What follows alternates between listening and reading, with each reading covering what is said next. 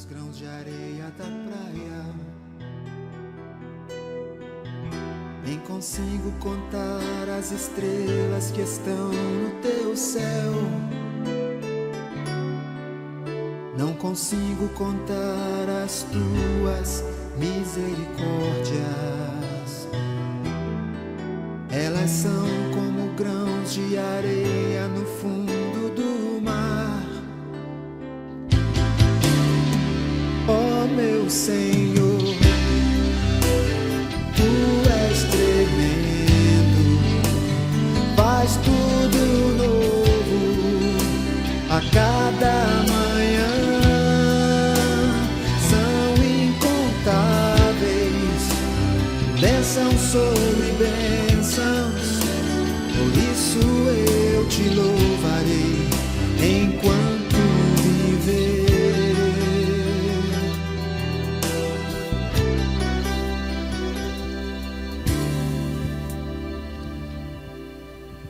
Graça e paz, irmãos. Amém. Aos irmãos que estão em casa também, nos acompanhando pela internet, que Deus também possa estar alcançando com o seu poderoso amor, com a sua infinita graça. Amém? Quero começar o culto fazendo uma pergunta simples, e você pode até dizer assim, a pergunta que o Maxwell está fazendo é óbvio, né? Mas eu quero que você responda para você, não precisa ser audível, né? O que você veio fazer aqui hoje na igreja? Por que você deslocou da sua casa e está aqui hoje? Você na internet, o que te levou a ligar sua TV, seu celular, e está agora prestando esse culto a Deus? Responda para você.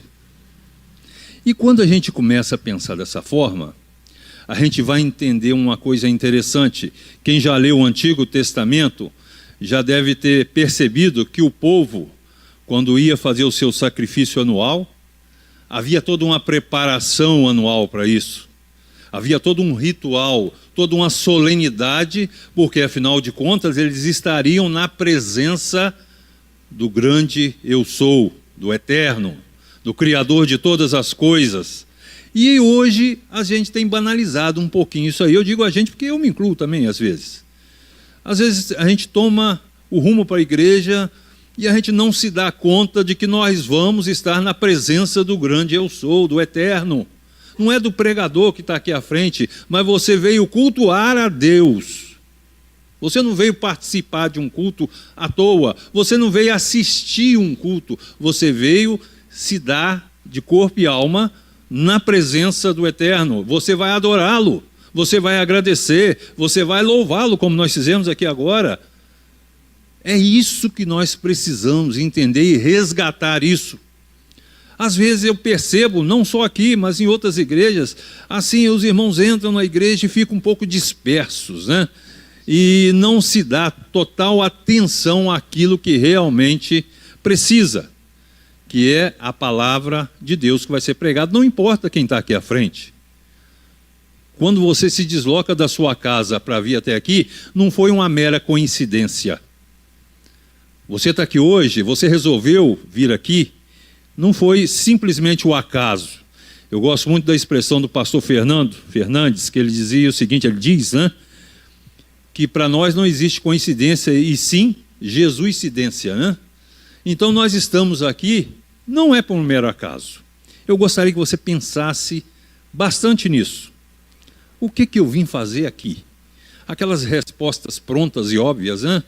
Eu venho aqui para adorar o Senhor, para orar ao Senhor. Isso você pode fazer em casa também, certo? Você pode fazer no seu local de trabalho. Mas hoje, especificamente nesse local destinado a adorar a Deus, a prestar-lhe culto, qual vai ser o seu culto aqui hoje a Deus? Como está sendo o seu culto a Deus? Será que você está percebendo alguma coisa diferente, ou você está aqui em corpo, mas o seu espírito, a sua mente está vagando por aí, pensando nas coisas da semana que estão por vir? Pense bastante nisso aí. Eu gostaria que os irmãos assentados mesmo abrissem as suas Bíblias no Evangelho, segundo o que o apóstolo João nos diz, no capítulo 3. E eu costumo dizer que Deus faz as coisas certas, corretas, e Deus sabe todas as coisas. Não tive contato nenhum com o nosso irmão Neto, com respeito nas escolhas dos hinos, dos cânticos, e os irmãos vão ver no decorrer do culto o que Deus faz. Tá bom? João 3, todos abriram? Todos acharam? Está aí projetado aí, para quem por acaso está sem Bíblia, né? Diz assim, um texto bastante conhecido. Havia entre os fariseus um homem chamado Nicodemos, um dos principais dos judeus. Este, de noite, foi ter com Jesus e lhe disse: Rabi, sabemos que és mestre vindo da parte de Deus, porque ninguém pode fazer esses sinais que tu fazes, se Deus não estiver com ele. A isto respondeu Jesus: em verdade te digo, que se alguém não nascer de novo, não pode ver o reino de Deus. Perguntou-lhe Nicodemos: como pode um homem nascer sendo velho? Pode, porventura, voltar ao ventre materno, nascer segunda vez? Respondeu Jesus: em verdade te digo, quem não nascer da água e do Espírito não pode entrar no reino de Deus. O que é nascido da carne é carne, e o que é nascido do Espírito é Espírito. Não te admires eu te dizer: importa-vos nascer de novo? O vento sopra aonde quer, ouves a tua voz, mas não sabes de onde vem e nem para onde vai. Assim é todo o que é nascido do Espírito. Então lhe perguntou Nicodemos: como pode suceder isso?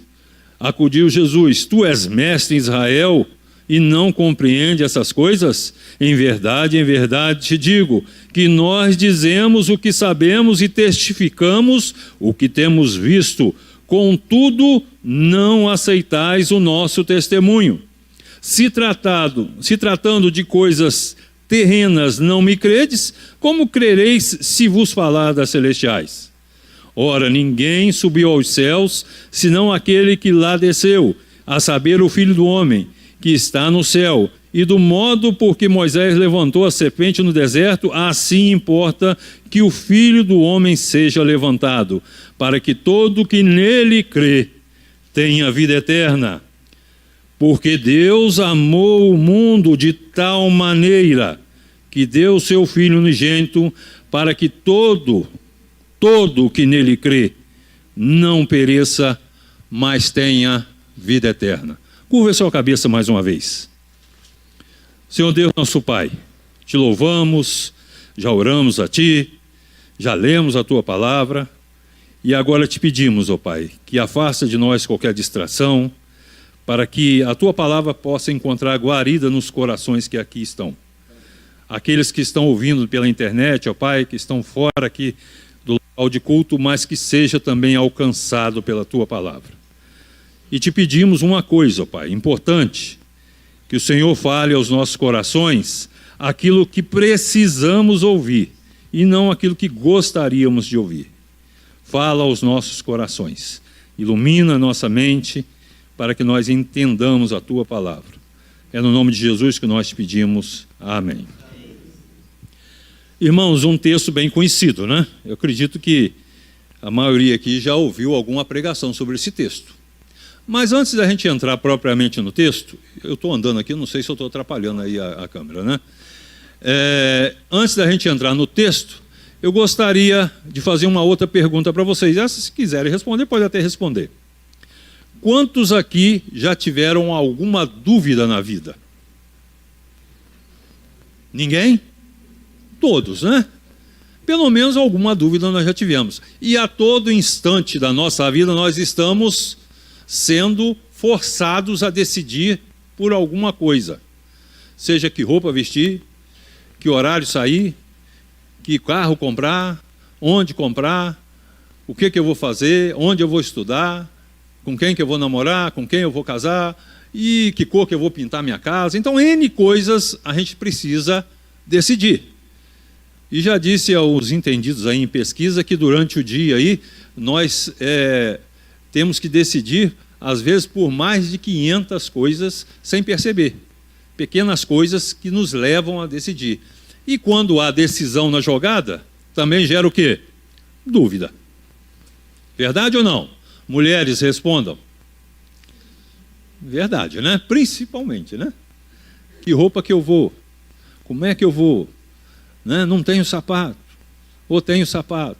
Não tenho roupa. Essa não combina com sapato e nem com a bolsa. Com a bolsa não combina com esmalte. E vai por aí fora, né? N dúvidas. Nós já tivemos muitas dúvidas e temos.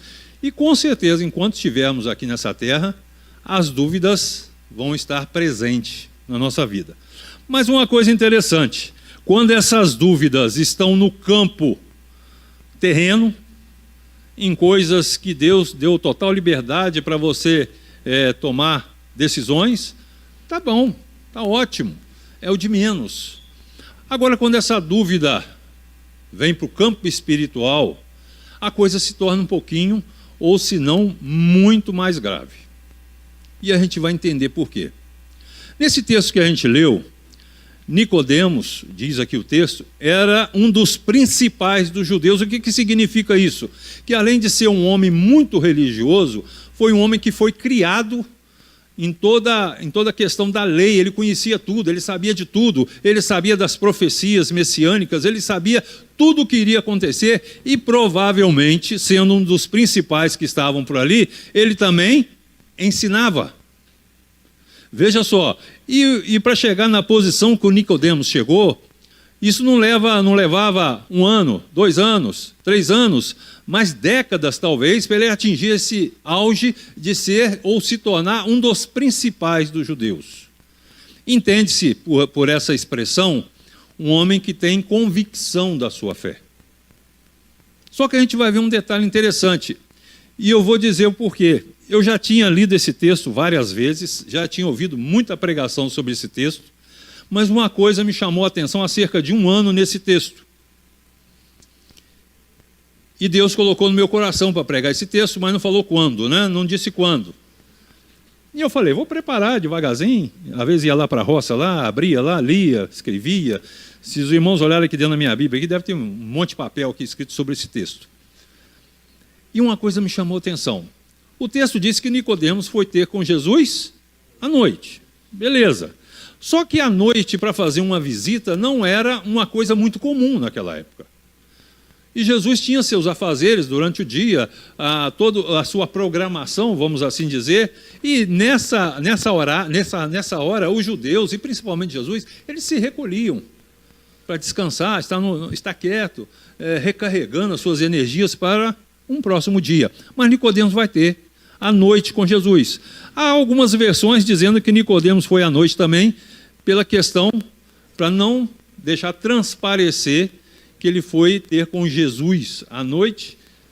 Então ele foi à noite para ser escondido, né? Para passar imperceptível, né? Nessa questão. Mas a que chamou a atenção não foi nem isso. Diz o texto, este de noite foi ter com Jesus e lhe disse, Rabi, sabemos que é mestre vindo da parte de Deus, porque senão o Senhor não faria o que o Senhor faz aí, esses sinais que o Senhor faz, eu não tenho dúvida nenhuma. E ele usa o verbo sabemos. Ele não diz assim, eu sei que o Senhor, sabemos. Significa o quê? Que todos os seus companheiros, seus pares lá na sinagoga também criam dessa forma. Eles tinham essa ideia de que Jesus não era um homem comum. Só que tem um detalhe. Ele faz uma declaração para Jesus, não é nenhuma pergunta. Fica claro aqui que em momento nenhum Nicodemos falou em questão de salvação. Ele apenas fez uma declaração a Jesus. Vocês já perceberam que às vezes você quer puxar papo com alguém e você fala de um assunto que às vezes não tem nada a ver? Ou às vezes você conhece a pessoa e sabe que ele tem alguns atributos, né? Aí você fala assim, poxa, eu te conheci uma vez, e sei que você dirige muito bem, eu sei que você é um excelente profissional, e não sei o quê, porque eu conheço o seu trabalho, não é assim?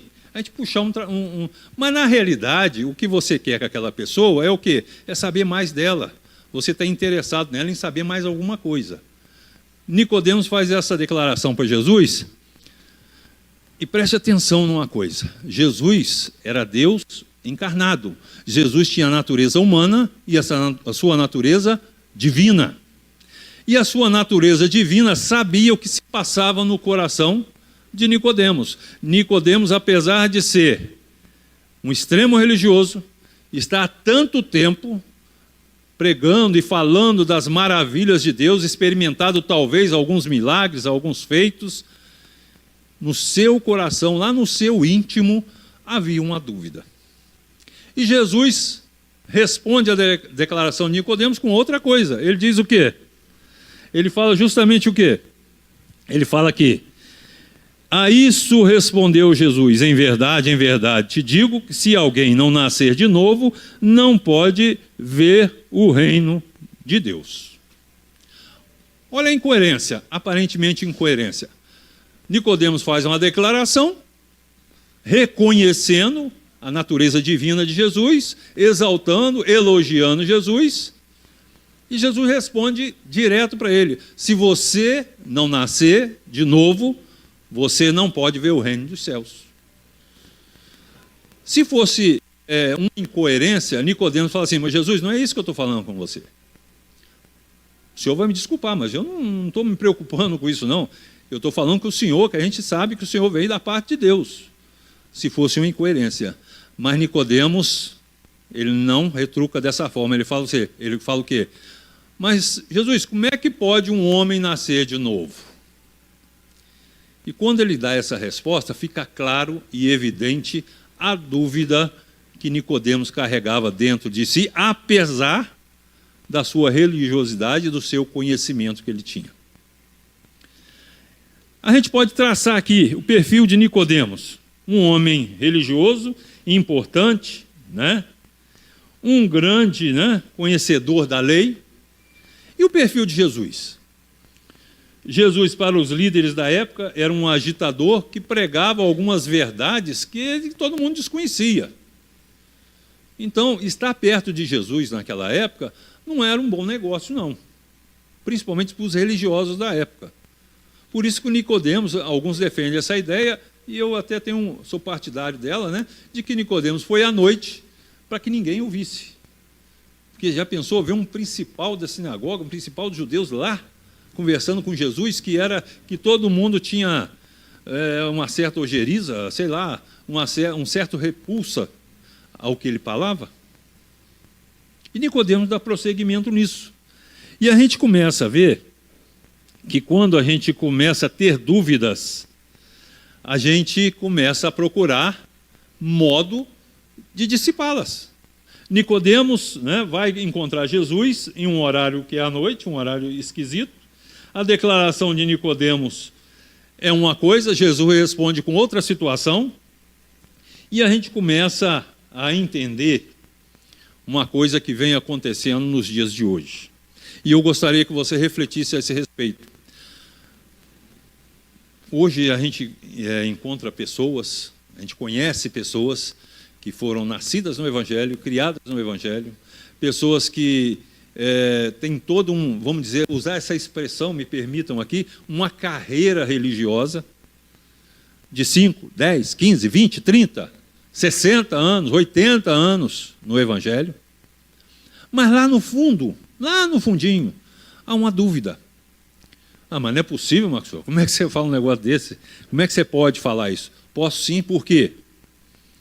Jesus disse certa vez que quando a gente lança as nossas ansiedades sobre Ele, quando a gente devolve ou coloca sobre Ele tudo aquilo que nos aperta, nos aflige, as dúvidas, os anseios, nós descansamos no Senhor. O salmista já disse isso: entrega teu caminho ao Senhor, confia nele, e Ele vai fazer o resto. Quando a gente começa a entender isso, as nossas dúvidas vão ser dissipadas. Nicodemos viu a necessidade de ir até Jesus, porque ele havia nele um anseio para dissipar essa dúvida. E uma coisa interessante, Nicodemos era um religioso extremo, aquele praticante mesmo. E uma coisa que me chamou a atenção, e me chama a atenção até hoje, é a questão da religiosidade presente no mundo em que nós estamos vivendo. As pessoas estão preocupadas em ser religiosas. E quando a gente fala em novo nascimento, em conversão, as pessoas se ligam automaticamente à questão de mudar de religião. Nós não estamos falando de religião, estamos falando de um Cristo vivo. que deixou, que morreu na cruz, nos deu a chance de nós termos a salvação através do seu sangue derramado. E isso não foi por merecimento. Por isso que eu falei quando o Neto cantou, e depois eu gostaria que repetisse, a questão da graça de Jesus. A graça de Deus, a graça inefável, a graça inestimável, a graça que nos atinge e faz com que nós entendamos a mensagem de salvação. Por isso que o mundo está perdido, o mundo não entende isso. As coisas de Deus é loucura para os homens que estão fora. Eles não vão entender isso nunca. Fulano fez o que fez, hoje diz que é crente. Nunca vão entender, porque a graça nos alcançou, não é por merecimento. Se fosse por merecimento, nós não merecíamos nem estar vivos hoje. Mas a graça de Jesus. Por isso que Jesus fala com Nicodemos aqui, Nicodemos, você tem que nascer de novo. Senão, aí Nicodemos estudou tanto que parece comer lelé, né? Mas um homem pode voltar ao ventre materno sendo velho? Veja só se isso é pergunta de um homem entendido, de um homem que se diz conhecedor de tudo. Para mim, isso é uma pergunta infantil, é uma criança que faz isso. E o que Nicodemos demonstrou ser, apesar da sua vida toda dentro de um sistema religioso, ele havia o quê? Uma questão infantil, espiritualmente falando, ainda persistia dentro dele. Você precisa nascer de novo.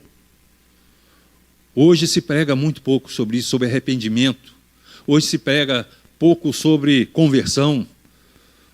E eu me lembro, já falei isso aqui algum dia atrás aí, que antigamente as pessoas não tinham medo, os pastores não tinham medo de pregar. Se você não largar esse vício, se você não largar isso que você faz ocultamente, você vai para o inferno. Isso é pecado.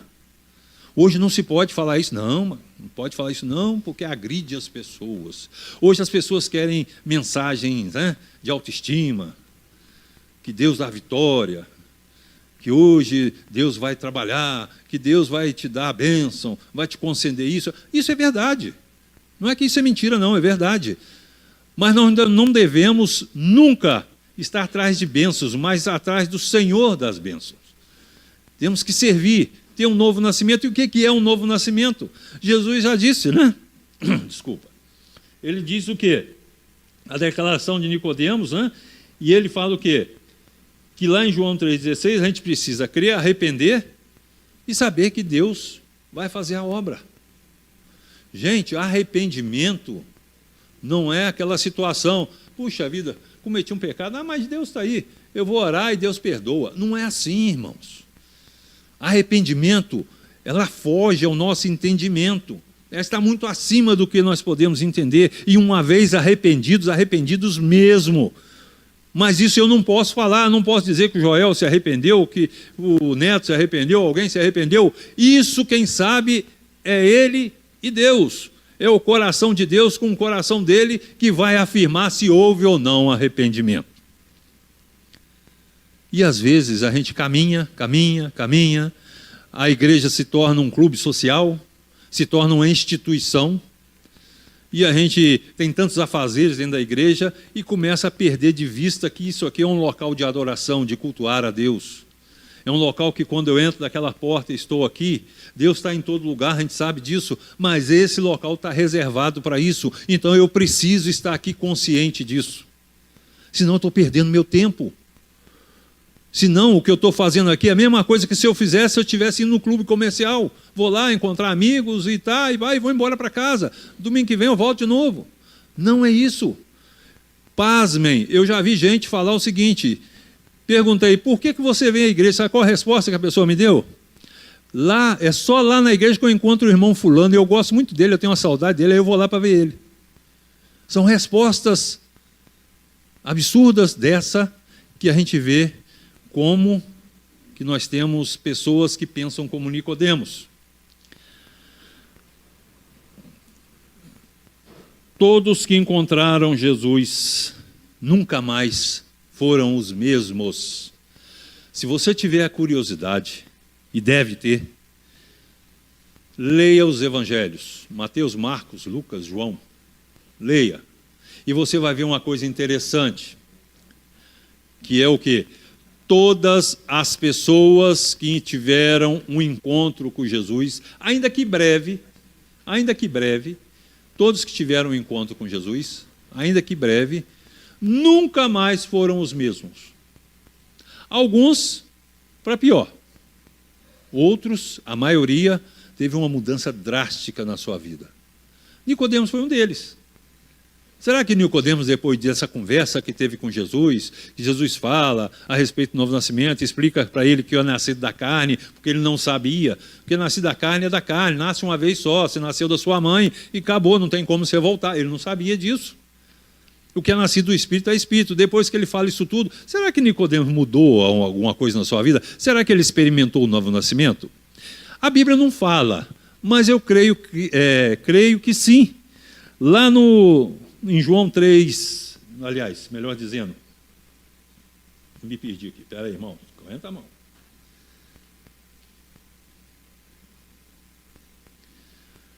Lá na frente, quando Jesus morre, quando Jesus é ressurreto, o que acontece? Nós vamos encontrar Nicodemos lá, doando uma oferta e levando coisas para preparar o corpo de Jesus. Significa que Nicodemos começou a seguir Jesus mais de perto, ele começou a entender aquilo que Jesus estava falando, porque senão ele seguiria a vida, né? Mas eu quero crer que Nicodemos teve uma mudança de vida sim. Ele teve uma mudança de vida sim. Suas experiências, né? As nossas experiências sobrenaturais só vão ter valor diante de Deus se eu tiver uma mudança de vida, se eu tiver experimentado esse novo nascimento. Como eu disse, pessoas passam uma vida dentro da igreja. Conheço casos, já li sobre casos, de pessoas que viveram uma vida e no leito de enfermidade, aos 90 e poucos anos, a pessoa se declara que aceitou Jesus, vivendo dentro de uma comunidade cristã, participando de igreja, tendo cargos na igreja, vivenciando, e ela se declara que aceitou Jesus naquele instante. Não, mas não é possível? É possível. Porque quando nós aceitamos Jesus, há uma mudança de vida, irmãos. Isso é inevitável. A palavra diz que as coisas novas vêm sobre nós, as coisas velhas passaram, tudo se faz novo. O que esse tudo se faz novo? Gente, eu sou uma nova pessoa agora, eu tenho que ser uma nova pessoa, eu tenho que mostrar isso. É inadmissível você falar que é um cristão e com as mesmas atitudes, com as mesmas situações, com os mesmos sentimentos, com a mesma vida. Não tem como, não casa, não fecha a conta, vamos dizer assim, porque Jesus transforma. Jesus tem o poder transformador. Então, quando alguém fala para mim assim, mas você viu fulano? Fulano agora virou crente. Fez o que fez e agora diz que é crente, está lá na igreja. Aí eu viro para a pessoa e digo assim, você crê em Deus? Claro que eu creio em Deus sim, não sou ateu não. Você acredita que Jesus Cristo é o Filho de Deus? Acredito. Você acredita que uma pessoa pode ser transformada? Acredito sim. Pois então, o Deus que eu creio, o Deus que eu prego, o Deus que eu professo, ele é capaz de transformar pessoas sim. Ele transforma uma pessoa, embora muitos não acreditem nisso. Né? Eu já falei isso em algumas situações, não tem mais jeito. Para Deus existe jeito sim. Nós temos vários exemplos na história de conhecidos dentro da igreja. Se a gente pedisse os irmãos aqui para contar experiências de conversão aqui, a gente ia se surpreender pelo que Deus fez na vida de cada um. E como que a pessoa vive hoje, em novidade de vida. Então quer dizer que eu aceitei Jesus, tive um novo nascimento, agora eu virei santo, é só bater asa e subir, virei anjo. Não. O que vai acontecer a partir de agora é que você continua sendo um pecador, porque você está vivo aqui. Mas agora nós entramos num processo que chama-se um processo de santificação. O que significa isso? A cada dia eu vou me aproximando mais de Deus e mudando mais a minha personalidade, a minha vida, e eliminando coisas da minha vida que me fazem mal. Eu vou agora admitindo na minha vida outras situações que agradam ao Senhor. Por isso que a gente precisa entender isso. Então agora eu preciso entrar nesse processo de santificação. E quando termina isso? Quando que eu vou ficar santo? Quando você vestir o paletó de madeira. Aí você conclui a sua santificação. Mas enquanto você tiver vida aqui na terra, é uma constante briga do espírito contra a carne. Qual a diferença então do ímpio lá fora, que não teve um nascimento, comigo que já teve um nascimento, com você que já experimentou um novo nascimento? Simples, muito simples. Quando você estava na carne, quando você vivia lá, você convivia com o pecado e era amigo dele. Quando você cometia algum erro, qual o problema? Todo mundo faz. Qual o problema? Não tem nada demais, não estou prejudicando ninguém. Problema nenhum. Isso era a sua vida antiga. A sua vida nova agora, o Espírito Santo te incomoda e não deixa mais você se conformar com o pecado. Quando você comete pecado, você sente uma necessidade muito grande de confessar a Deus, de se arrepender, e sente amargurado, enquanto você não confessa e se arrepende, ou se arrepende e confessa, você não fica tranquilo. E a gente tem vários exemplos disso, de pessoas que se arrependeram, confessaram, mudaram de vida, agora nunca mais vão pecar? Vão, infelizmente. Nós somos humanos, carne. A gente vai estar em constante luta de carne, só que tem um problema agora. Agora, a diferença que você tem do lado de fora é que você não compactua mais com o pecado. Isso não faz parte da sua vida. Você não se agrada mais do pecado. Isso te incomoda. Você continua pecando, infelizmente, mas não vive no pecado. Essa é a diferença. Aquilo não é normal mais para você, não pode. Não tem como. Paulo, lá na carta aos Romanos, no capítulo 12, 1 e 2, ele diz o quê? Rogo-vos, pois, irmãos, que apresenteis os vossos corpos como sacrifício vivo, santo e agradável a Deus, que é o vosso culto racional. E não vos conformeis com este século, com esse mundo, mas transformai-vos pela renovação da vossa mente, para que experimenteis qual seja a boa, perfeita, agradável vontade de Deus. Simples, está aí uma receita.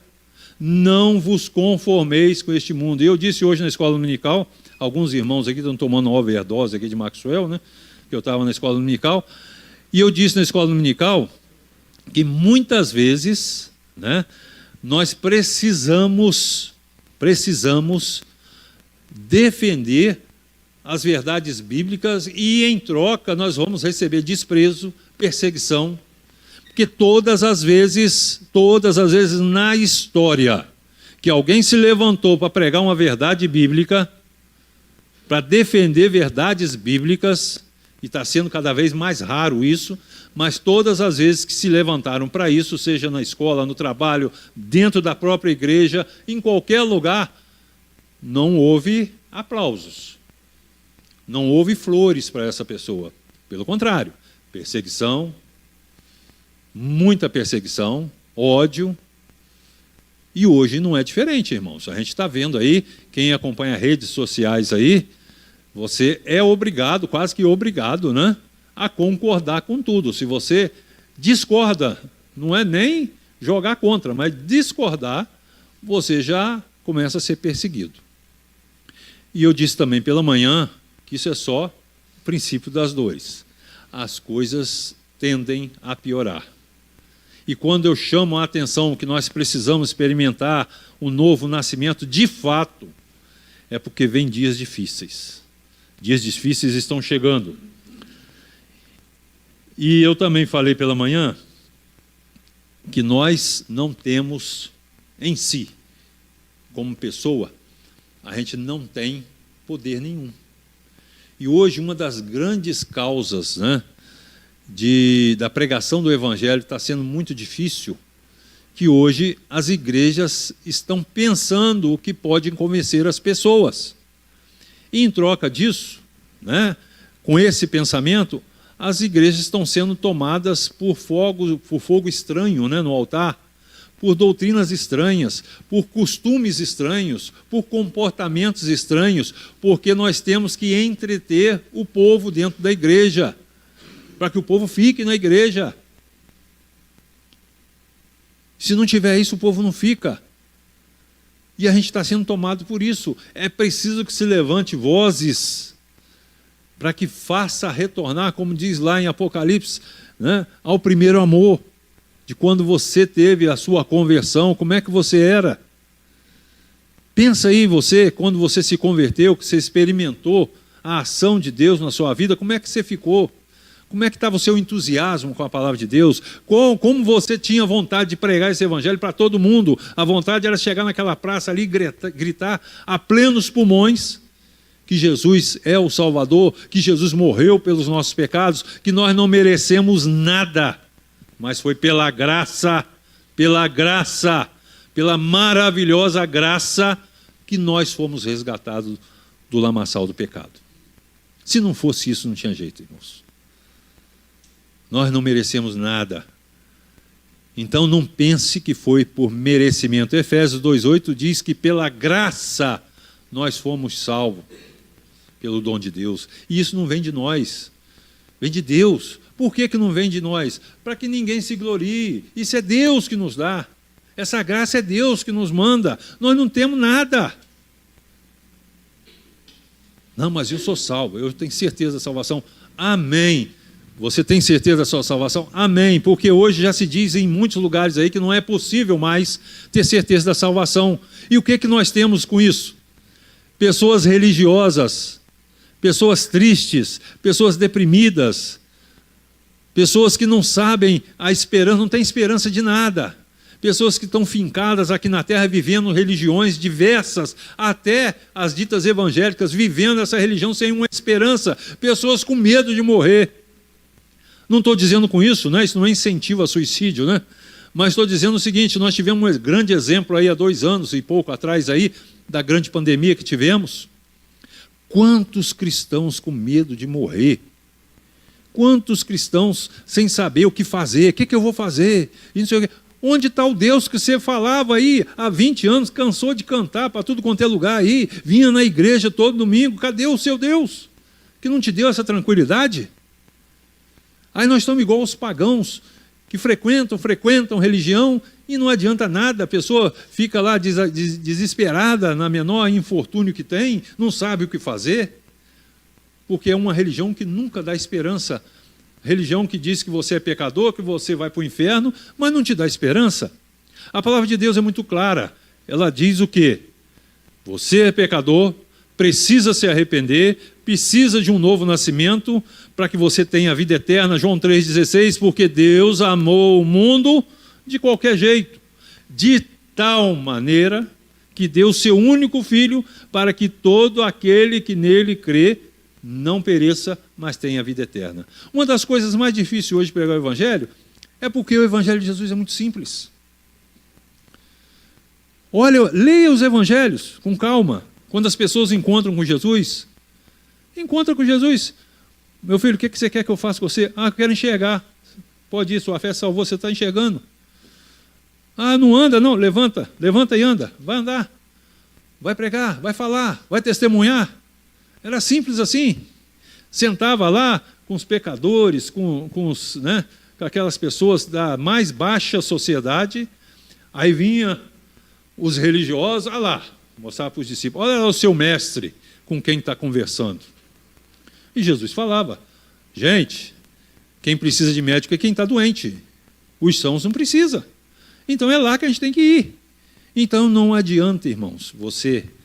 Sou salvo, tenho certeza da minha salvação, e não testemunhar, não vivenciar, não estar propagando isso para a sociedade. As pessoas precisam vivenciar isso.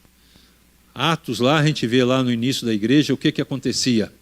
As pessoas olhavam, gente, eu quero ser igual aqueles crentes lá, olha lá, estão tudo junto, olha que povo alegre, olha que povo radiante, o povo não tem medo de nada, olha lá, o povo está lá sempre, eu quero ser aquele povo lá, ué. Eu quero ir para lá. E diz a palavra que Deus ia acrescentando mais e mais a cada dia. A gente precisa resgatar isso. Hoje a gente está vendo pessoas que estão correndo das igrejas. Eu ir lá, prefiro ficar no meu canto. A gente precisa resgatar isso com vivência, com testemunho, com novo nascimento de fato. De fato. Não sermos como Nicodemos. Nicodemos religioso, beleza, mas tinha várias dúvidas. Encerrando, né? A dúvida, principalmente nas questões espirituais, ela nos cega. E às vezes nos faz achar que sabemos tudo, já sabemos demais. Nicodemos era um cara religioso, uma pessoa religiosa. E possivelmente ele tinha aquela... não, eu sou Nicodemos, eu sou um dos principais. Poxa, eu sou. Hoje nós falamos sobre absolutismo aqui de manhã, né? De liderança. Então eu sei tudo.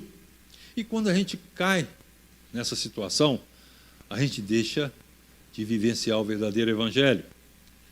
A dúvida também nos aprisiona e deixamos de viver plenamente o evangelho da salvação. Se eu tenho dúvida, irmãos, eu estou preso. João 10:10. Eu vim para que tenham vida. E tenham vida? O que é vida em abundância? Quando a gente fala que uma pessoa é próspera, tem vida em abundância, a maioria das pessoas pensa em fama, dinheiro. Olha como que fulano é próspero, olha o carro dele, olha onde ele mora. Isso não é sinônimo de prosperidade para Deus. Vida em abundância para Deus, isso não é sinônimo de vida em abundância para Deus. A vida em abundância é quando você vive um relacionamento com Deus tão íntimo que você tem alegria em toda e qualquer situação, independente. Não estou dizendo que você ter bens, riqueza, isso é pecado, não. Não é isso. Mas estou dizendo que isso não é o principal. A vida em abundância é você viver o evangelho em Cristo Jesus. Afinal, foi para isso que a gente foi salvo. Tem um cântico aí que a gente canta, né? Se não for para te servir, para que eu estou aqui, né? É mais ou menos isso aí. Se eu tenho um novo nascimento, fui convertido, estou de fato agora salvo. Legal, beleza, prova isso com a sua vida. Mostra isso para as pessoas. Mostra isso em todos os lugares que você estiver, no trabalho, na escola, e você vai ver a diferença.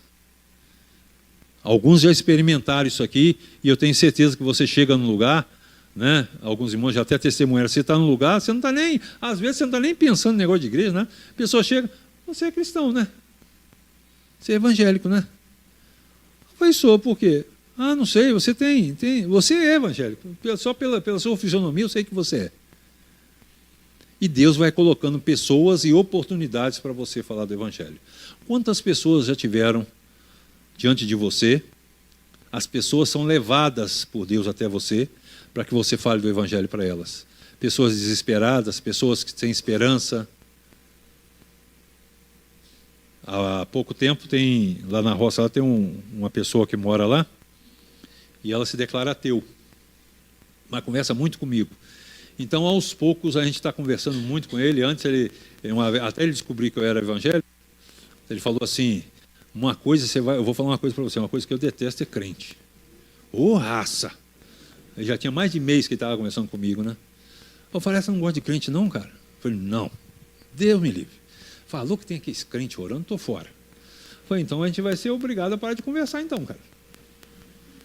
Eu falei, por quê? Porque eu sou crente. Não, você não é crente não. Eu falei, sou, rapaz. Aí ele falou, não, mas você é diferente, a gente vai continuar conversando. Vamos. O que eu quero dizer com isso, irmão? Sou melhor que os outros? Não. Ninguém é melhor que ninguém. É você colocar em prática aquelas oportunidades, aproveitar as oportunidades que Deus coloca na sua vida. Às vezes, quase sempre, uma provação que Deus coloca na sua vida, um obstáculo que você pensa que é um obstáculo, é Deus mexendo e cumprindo o seu plano na sua vida. Às vezes a gente pensa assim, poxa, por que aconteceu isso? Por que morre um recém-nascido? Não é comum as pessoas questionarem, se existe Deus, por que deixa um recém-nascido ter câncer? Você quer que eu responda para você? Eu não sei. Eu só sei que Deus tem um propósito para todas as coisas. E todas as coisas cooperam para o nosso bem. Quando a gente estiver na glória, a gente pergunta. Mas hoje a gente tem que entender aquilo que Deus faz é tudo com um propósito. Salmo 139, eu gosto muito desse salmo, ele diz o seguinte, quando os seus dias ainda não tinham sido formados, Deus já conhecia todos eles. O que significa? Significa que Deus já sabia antes de você existir, não é assim que o salmo diz? Quando você era uma substância informe, 90 da sua mãe, eu já sabia tudo. Em outras palavras, ele está dizendo o quê? Que antes de você ser formado, antes de você pensar em nascer, Deus já sabia todos os dias da sua vida o que iria acontecer. Então é importante você entender que Deus está no controle de todas as coisas. Deus sabe o dia que a sua bateria vai acabar. O dia que vai dar, né? Não é assim? A bateria acabou, não tem mais jeito. Deus sabe, eu não sei, ninguém sabe, mas Deus sabe. Então, irmãos, larga dessa bobeira de ter medo de morrer, de não fazer certas coisas porque eu tenho medo de morrer. A hora que tiver a sua hora, a hora que Deus estabeleceu para encerrar a sua vida, desligar lá, né? Desligar a chavinha lá e falar, acabou. Você pode estar quietinho na sua casa, nesse tempinho frio, debaixo da sua coberta, aconchegante, você vai. Não vai ter jeito. E há poucos dias eu vi um acidente terrível, que eu olhei o estado do carro e falei, nossa, quantas pessoas morreram nesse carro? Aí o cara falou assim, não, tinha duas aí, mas nenhum dos dois não sofreu nenhum arranhão. Não estava na hora. Então, a hora que tiver a hora, vai dar certo, não tem jeito. Você vai estar com Jesus. Então é preferível o quê? Imagina a morte como uma viagem, né? Quando você viaja, o que você faz? O que você faz? Eu quero viajar semana que vem, o que eu vou fazer? Mês que vem? Ano que vem? Vou preparar, o que eu vou fazer? Comprar passagem, escolher o roteiro, se for o caso, né? Reservar hotel, uma série de coisas que eu tenho que fazer. Quando eu faço isso, eu estou me preparando. Para quê? Para não ser pego de surpresa, né? Eu vou lá para, sei lá para o extremo sul do país, nesse tempo que está aí. Não levo uma blusa. O que vai acontecer? Chego lá, menos 5 graus, menos 2 graus. Ou eu tenho que correr e comprar uma blusa, ou eu vou sentir muito frio. Não me preparei. Então vou ser pego de surpresa. E quando a gente não sabe para onde vai também, se eu chegasse aqui agora, né? Pegasse ali o nosso irmão ali, EDI, vem cá, vamos sair agora, nós vamos viajar. Não, mas eu tenho que... Não, vai em casa, não vai avisar ninguém não, entra no carro aí, vamos viajar. O EDI é assim meio receoso, não é, EDI? Mas para onde eu vou? Mas você está me levando, eu não sei para onde eu vou. Então você fica ansioso, o que vai acontecer? A morte é a mesma coisa. Se você não sabe para onde você vai, é natural que você tenha medo. É natural que você esteja ansioso. Mas quando Deus entra na sua vida, quando Jesus entra na sua vida, quando você experimenta o novo nascimento, isso tudo acaba. Pode ter certeza, absoluta. Para encerrar, agora encerrar mesmo, irmãos. Diz aqui Nicodemos, né? Ele era um experiente religioso, a sua preocupação com a vida terrena impedia de viver a esperança de uma vida eterna. Então ele tinha, no íntimo dele havia essa dúvida. Gente, o que eu vou fazer? Eu tenho que procurar esse homem que está falando aí, ninguém gostava de Jesus, Jesus está pregando uns troços diferentes. Eu vou lá saber, Jesus não é aquele religioso que a gente conhece, eu vou lá procurar saber com Jesus. E a gente vai ver lá em Coríntios, acho que 5,19, deixa eu ver se é isso mesmo. 5,19, Paulo dizendo aos Coríntios assim, se a sua esperança, se a nossa esperança está firmada nas coisas dessa vida, nas coisas terrenas, nós somos os mais infelizes dos homens. Ponha na sua cabeça o seguinte, a nossa esperança está na pátria celestial, onde nós vamos viver com Cristo. Lá é a nossa esperança. Aqui nós estamos de passagem, vamos cumprir o plano de Deus na pregação do seu evangelho e alcançar almas. Mas a nossa esperança tem que estar firmada naquilo que Deus fez na sua vida, na nossa vida. Eu espero que você tenha entendido, eu espero que você tenha compreendido a importância de estar diante de um Deus eterno, vivo, poderoso, soberano. Tantos atributos que Deus tem, espero que você tenha entendido e tenha entendido também a graça infinita, soberana que tem nos alcançado, que nos alcançou e que pode alcançar você que ainda não se decidiu por Cristo Jesus. Que Deus possa nos abençoar, que Deus possa te abençoar, que Deus possa fazer morada no seu coração e que aquilo que a palavra de Deus tocou no seu coração e falou nessa noite: ao sair daquela porta, não se perca no ar, mas que faça morada no seu coração. Misericórdias, elas são como grãos de areia no fundo